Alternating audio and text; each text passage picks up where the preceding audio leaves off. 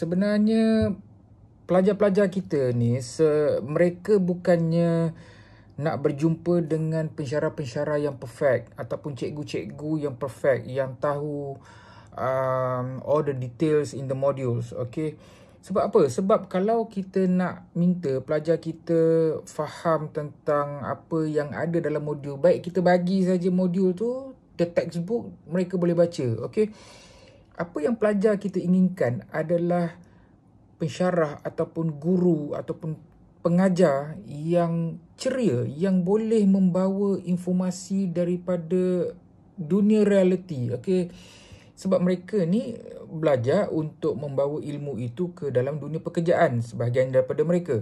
Okay, so they want to know, they want to hear about apa yang ada di luar sana. Okay, so bagi pensyarah-pensyarah yang mempunyai pengalaman bekerja sebelum ini, so mereka boleh relatekan the theory dalam buku dan the fakta-fakta ataupun the reality out there, okay, dalam dunia pekerjaan. Itu yang pelajar-pelajar kita nak dengar.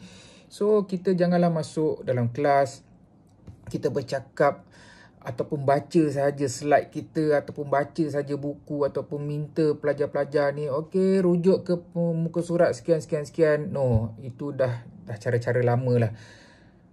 So ingatlah, pelajar datang, dia nak dengar apa informasi yang boleh kita berikan, yang boleh kita kongsikan kepada mereka, so that it is something yang mereka baru dengar, yang ada wow factor.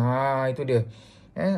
So janganlah kita just refer directly from the book, from the text. Alright, so itu kalau kita nak menjadi seorang pendidik, pensyarah, guru yang hebat. Okay, insyaAllah. Assalamualaikum.